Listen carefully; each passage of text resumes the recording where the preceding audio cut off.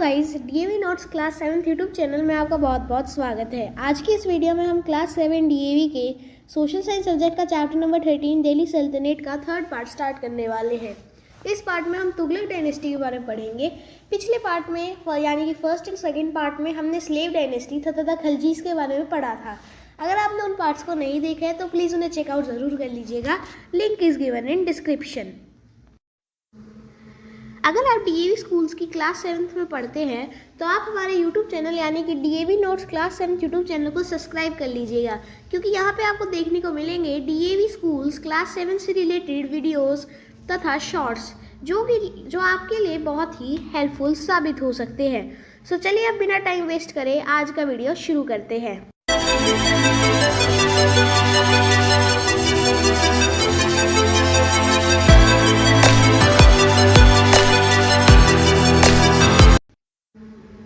तो यहाँ पे मैंने हमारे चैप्टर का प्रीव्यू देख लिया है। चैप्टर को स्टार्ट करने से पहले हम चैप्टर का एक प्रीव्यू देखेंगे कि क्या आज की वीडियो में पढ़ेंगे।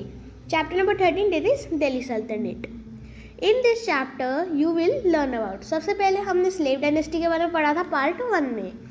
उसके बाद हम खलजीज के बारे में हमने पार्ट 2 में पढ़ा था। आज की इस वीडियो में हम तुगलक डायनेस्टी के बारे में पढ़ेंगे। तुगलक डायनेस्टी में आपके 4 किंग्स एंड क्वींस है। पहले गायसुद्दीन तुगलक, फिर मोहम्मद तुगलक, फिर Firoz Tughlaq and last is Nasiruddin Tughlaq. हम इन सभी किंग्स के बारे में इस वीडियो में डिटेल में पढ़ेंगे। सो यहाँ पे मैंने हमारा चैप्टर ओपन कर लिया है, Tughlaq dynasty which rule from 1320 to 1412 CE। और मैं आपको एक फन फैक्ट बताऊँ, तुगलक डायनेस्टी जो है दिल्ली सल्तनत की लॉन्गेस्ट रूलिंग डायनेस्टी थी। Okay, so first king of Tughlaq dynasty is Ghiyasuddin Tughlaq, जिन्होंने 1320 से 25 CE तक रूल किया। The Tughlaq dynasty was founded by Gaisuddin Tughlaq. He rose from an ordinary position to high position of governor of frontier province. He was a great warrior and an able administrator. He constituted the scattered sultanate and restored peace and order as the whole country was in the grip of unrest and dullness.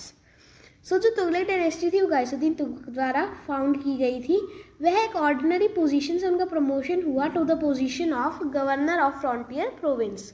वह एक great warrior थे और एक able administrator थे। उन्होंने पूरे टूटे हुए सल्तनत को एक साथ जोड़ा और पूरे देश में पीस और ऑर्डर रिस्टोर किया, क्योंकि अलाउद्दीन खिलजी की डेथ के बाद पूरा देश जो था वो अनरेस्ट और लॉनेस का शिकार बन चुका था। He was a kind ruler. To improve the condition of peasants, he even withdrew some of the taxes imposed on them. He died in the accident when a bundle set up for his welcome fell on him. It is said that it was a result of conspiracy hatched by his son Juna Khan for the early occupation of the throne. So गायसुद्दीन Tughlaq जो थे वह kind ruler थे। Peasants की condition improve करने के लिए उन्होंने उनसे कुछ टैक्सेस विड्रॉ भी कर लिए। वह एक एक्सीडेंट में मर गए जब एक वो पंडल लगाया गया था उनके वेलकम के लिए, जो उनके ऊपर गिर गया। ये कहा जाता है कि यह उनके सन यानी कि जूना खान ने जानबूझकर किया था ताकि वह जल्दी से जल्दी राजा बन सके। So next king is Mohammad Tughlaq, जिन्होंने 1325 CE से 51 CE तक रूल किया। After the death of his father, Juna Khan took the name of Muhammad bin Tughlaq and became the Sultan in 1325 CE. He was a learned person. He opposed the interference of ulemas in the matter of the state. He took many steps to constitute the Sultanate. So, अपने father की death के बाद जूना खान ने अपना नया नाम रखा मोहम्मद बिन तुगलक और वह सुल्तान बन जाते हैं 1325 CE। वह काफ़ी पढ़े लिखे इंसान थे। उन्होंने स्टेट के मैटर्स में उलेमास के इंटरफेरेंस को अपोज किया और बहुत सारे स्टेप्स उठाए सल्तनत को स्ट्रॉन्ग बनाने के लिए। सो चलिए अब एक एक करके इन सारे स्टेप्स को जानते हैं। So first step, he transferred his capital from Delhi to Devagiri to avoid the fury attacks of Mongol and exercise a better control on Deccan. But in the absence of transport facilities, it caused many hardships. Many people died on the way to Devgiri, which was 950 kilometers away. On the other hand, his absence from the north encouraged frequent attacks from the Mongols. After 5 years, he ordered a retreat, which caused even greater hardship to the people. Delhi once again became the capital of the Sultanate. सो मोहम्मद बिन तुगलक ने दिल्ली से देवगिरी को capital shift कर दिया ताकि वह Mongols के attacks को avoid कर पाए और डीकन पे अपना कब्जा जमा पाए। पर ट्रांसपोर्ट फैसिलिटीज़ के एब्सेंस के कारण बहुत सारी हार्डशिप्स आई। बहुत सारे लोग जो है दिल्ली से देवगिरी के वे पे उनकी डेथ हो जाती है, जो कि दिल्ली से 950 किलोमीटर्स दूर था। ऑन द अदर हैंड, क्योंकि अब नॉर्थ पे जो किंग और सोल्जर्स का था वो कंट्रोल वीक था, जिससे क्या हुआ, मंगोल्स जो है वो फ्रीक्वेंट अटैक करने लगे। 5 इयर्स बाद मोहम्मद बिन तुगलक ने एक रिट्रीट किया कि दिल्ली फिर से कैपिटल बन गई सुल्तान की, जिससे लोगों को और भी मुश्किलें आई। दिल्ली एक और बार जो है सल्तनत का कैपिटल बन गया। अब नेक्स्ट स्टेप देखिए उसका। Mohammad Tughlaq wanted to increase his military power to conquer more and more territories and cover loss of the previous projects. He imposed a large tax on the Doab area of 50% of the produce. The peasants, who has recently suffered due to widespread of famine, was stunned by this order. Many farmers gave up cultivation and their lands lay barren. This project also ended in an utter failure. When Muhammad Tughlaq realized his mistake, he not only withdrew his order but also extended help to the farmers to resume cultivation. सो मोहम्मद तुगलक जो थे वह अपनी military power को increase करना चाहते थे और भी बहुत सारी टेरिटरीज़ को कॉन्कर करना चाहते थे, और वह पिछले उन्होंने जितने भी प्रोजेक्ट्स लॉन्च किए हैं उनके लॉसेस से रिकवर करना चाहते थे। सो उन्होंने दोआब एरिया पर 50% टैक्स लगा दिया ऑफ द प्रोड्यूस, यानी कि जितना प्रोड्यूस होएगा उसका 50% टैक्स जो आपको किंग को देना पड़ेगा। जो पीजेंट्स जिन्होंने अभी अभी एक फैमिन का सामना किया था वह इस ऑर्डर को सुन के चौंक गए थे। बहुत सारे फार्मर्स ने अपने कल्टीवेशन को गिव अप कर दिया और उनकी जो ज़मीन थी अब वह खाली हो चुकी थी। यह प्रोजेक्ट भी एक बहुत बड़ा फेलियर था। जब मोहम्मद तुगलक को अपनी मिस्टेक का पता चला, उन्होंने अपने ऑर्डर्स को वापस ही नहीं लिया, पर फार्मर्स को दोबारा से कल्टीवेशन रिज्यूम करने में भी मदद करी। Next paragraph. The failure of his projects impaired the treasury. He then thought of issuing token currency of copper instead of silver coins. But due to the increased circulation of counterfeit coins, he has to withdraw his orders and ask the people to exchange the coins with silver coins. This caused heavy losses to the royal treasury. So, उसके जो project थे वो fail हो रहे थे, जिस कारण उसकी ट्रेजरी जो थी वो खाली हो चुकी थी। फिर उन्होंने सोचा कि क्यों ना सिल्वर कॉइन्स की जगह कॉपर की करेंसी यूज़ करी जाए, क्योंकि जो सिल्वर होता है वो महंगा होता है, कॉपर जो होता है वो सस्ता होता है। पर क्योंकि उस टाइम पे सिल्वर कॉइन ज़्यादा यूज़ होते थे, लोगों के बीच में कन्फ्यूजन हो गया कि कौन सा यूज़ करना है कौन सा नहीं यूज़ करना। उसे अपना ऑर्डर फिर से विड्रॉ करना पड़ता है, और जो ये प्रोजेक्ट था इसने रॉयल ट्रेजरी को बहुत सारा नुकसान किया। Next paragraph. Mohammad Tughlaq was a mixture of oppositions. He was a great scholar but lacked some common sense.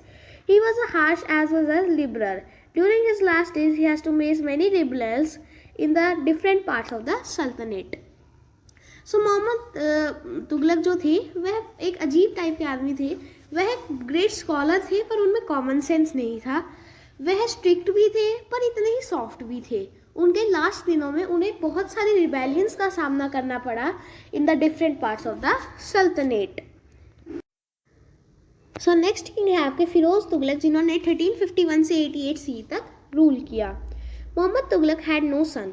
His cousin Firoz Tughlaq was made the Sultanate after his death. After becoming the Sultan, he adopted the policy of appeasing the nobles, ulemas and the orthodox Muslims to strengthen his position. For this, he imposed jizya on Hindus and granted land as well as high civil and military official positions to the ulemas. He was a stand Sunni by faith. He considered himself as a servant of God. He changed the policy of Alauddin Khilji and Muhammad Tughlaq of separating religion from administration. So Mohammad bin Tughlaq का खुद का कोई child नहीं था, इसलिए उनके cousin Firoz Tughlaq जो है वह सुल्तान बनते हैं उनकी डेथ के बाद। जैसे ही वह सुल्तान बनते हैं उन्होंने पॉलिसी अपनाई कि वह नोबल्स या रिलीजियस लीडर्स को अप्रिशिएट करेंगे, जिससे उनकी पोजीशन स्ट्रेंथन होएगी। इसके लिए उन्होंने हिंदूज पे जजिया लगाया। जजिया एक टाइप का टैक्स होता है, और लैंड तथा हाई पोजीशंस गिफ्ट करी टू द उलेमास। ठीक है, वह एक स्टैंड सुन्नी मुस्लिम थे। वह अपने आप को एक गॉड का सर्वेंट माना करते थे। उन्होंने अलाउद्दीन खिलजी और मोहम्मद तुगलक की पॉलिसी को चेंज किया by mixing religion into administration. Next paragraph, he made many reforms to redress the grievance that the people had to against Muhammad Tughlaq. He constructed many canals and tanks. The old tanks were repaired, land revenue was reduced, and markets were opened to sell surplus produce. New kinds of smaller dominances were also introduced. He opened schools and gave grants to the scholars to promote literacy activities. He helped the poor Muslims. He laid 1200 food gardens around Delhi and founded new cities. Example, Hisar, Jaunpur, Firozabad, Firozepur, etc. He got Sanskrit text translated into Persian. So Firoz Tughlaq ने बहुत सारे नए reforms introduce किए, जिससे ताकि जो losses Mohammad Tughlaq के time पे हुए थे उन्हें रिकवर किया जा सकते। उन्होंने नए कैनल्स और टैंक्स बनाए, पुराने टैंक्स को उन्होंने रिपेयर करवाया, लैंड रेवेन्यू को कम कर दिया और मार्केट्स को ओपन करवाया गया, जिससे प्रोड्यूस जो है वो ज़्यादा सरप्लस में सेल हो। छोटे वैल्यू के कॉइन्स को भी इंट्रोड्यूस किया गया। उन्होंने स्कूल्स ओपन किए और स्कॉलर्स को ग्रांट्स दिए, जिससे लिटरेसी एक्टिविटीज़ प्रमोट हो। उन्होंने पुअर मुस्लिम्स को हेल्प किया। उन्होंने 1200 फ्रूट गार्डन्स फाउंड करे नियर दिल्ली और नई सिटीज़ बनाई, जैसे कि हिसार, जौनपुर, फिरोज़ाबाद, फिरोज़पुर एंड एक्सेट्रा। उन्होंने संस्कृत टेक्स्ट को पर्शियन में ट्रांसलेट करवाया। नेक्स्ट किंग नरसुद्दीन तुगलक, जिन्होंने 1388 से 1412 तक रूल किया, और ये तुगलक डायनेस्टी के लास्ट किंग थे। He was the last king of Tughlaq dynasty. During his time, Timur Lenk invaded India and took away a large amount of wealth. He also took with him many Indian artists to decorating his capital as Samarkand. The Sultanate lasted only up to 1412 CE after Timur's invasion till Nasuddin died. Later, it got divided into many small kingdoms. Daulat Khan, an Amir, was appointed as the new ruler of Delhi. जैसे कि मैंने बताया, नसरुद्दीन तुगलक जो थे वह Tughlaq dynasty के last ruler थे। उनके टाइम पे तिमुर लैंग ने इंडिया को इन्वेड किया और बहुत ज़्यादा अमाउंट ऑफ वेल्थ वह अपने देश ले गए। उन्होंने बहुत सारे इंडियन आर्टिस्ट को भी अपने साथ ले गए वो, ताकि वह अपनी कैपिटल यानी कि समरकंद को डेकोरेट कर सके। जो सल्तनत थी वह 1412 सी तक ही लास्ट करी। आफ्टर तिमुर इन्वेजन तब तक नसरुद्दीन महमूद की डेथ हो गई। उसके बाद जो ये हमारा तुगलक डायनेस्टी है बहुत सारी किंगडम्स में बट गया। दौलत खान जो कि एक अमीर थे वह न्यू रूलर ऑफ दिल्ली की तरह अपॉइंट किए गए। So next is, do you know, in 1414 C Sayyid Khajira Khan attacked Delhi and defeated Daulat Khan and founded Sayyid dynasty. Four rulers of this dynasty ruled up to 1451 CE when Bahloul Lodi attacked. So 1414 CE में सैयद खारजा खान ने दिल्ली पर हमला किया और दौलत खान को defeat किया और सैयद डायनेस्टी की शुरुआत की। जो इस डायनेस्टी में 4 रूलर्स आए और उन्होंने 1451 सी तक रूल किया, जब लोधी डायनेस्टी के पहले किंग बहलोल लोधी ने सैयद डायनेस्टी पर हमला किया। सो लोधी डायनेस्टी के बारे में हम इसके चैप्टर के नेक्स्ट पार्ट में पढ़ेंगे। सो गाइज, मैं आशा करता हूँ आज की वीडियो आपको पसंद आई होगी। अगर आपको इस वीडियो से कुछ भी सीखने को मिला तो प्लीज़ वीडियो को लाइक ज़रूर कर दीजिएगा। और अगर आपको डीवी क्लास 7 का और कंटेंट देखना है तो हमारे चैनल को सब्सक्राइब कर दीजिएगा। मिलेंगे एक और नए वीडियो के साथ। Tata bye bye, see you in the next video.